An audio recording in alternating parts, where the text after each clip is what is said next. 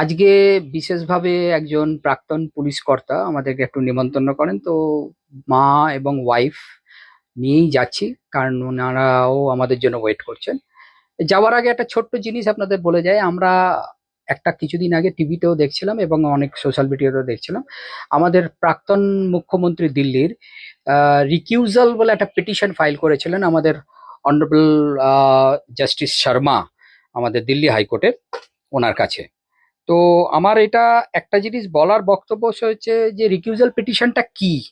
রিকিউজাল petition হচ্ছে যদি আমরা মনে করি কোনো জাজেস, তার কাছ থেকে ঠিক আমি বিচারটা পাবো না, কোনো একটা পক্ষের পক্ষে উনি হয়ে আছেন, তখন আমরা কি করি, ওই বেঞ্চ থেকে আমরা এটাকে সরিয়ে দিয়ে অন্য বেঞ্চে যাই। কিন্তু সেইটা প্রসিজিওর হচ্ছে আমাদের আর্টিকেল 124 এবং 217, আর্টিকেল 124 সাবসেকশন 2 এবং আর্টিকেল 217 সাবসেকশন 1-এ এটা পরিষ্কার ইন্ডিয়ান কনস্টিটিউশনে ভাষাতে লেখা আছে। ভাষাটা জাস্ট আমি আপনাদের পড়ে বোঝাই।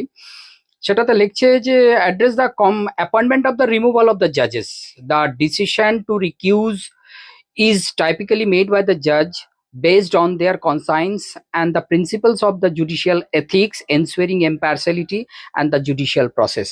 অ্যাকচুয়ালি ব্যাপারটা কিছুই না, ব্যাপারটা হচ্ছে আমরা যদি নিজেদের নিরপেক্ষতা বজায় রাখতে না পারি তাহলে বিচারটা কিভাবে করব। এবার জাস্টিস শর্মাকে অনেকবার আরএসএস এর 4টা জায়গা মিটিং এ দেখা গেছে, সেই জন্য তার বিচার ব্যবস্থার সঙ্গে মিলছে না, বলছে তার মেন্টালিটির সঙ্গে মিলছে না, ভাবছে সেইখানে আমি বিচার পাবো না, সেই জন্য রিকিউজাল পিটিশন ফাইল হয়েছিল। এটাই হচ্ছে তার মেন মর্ম।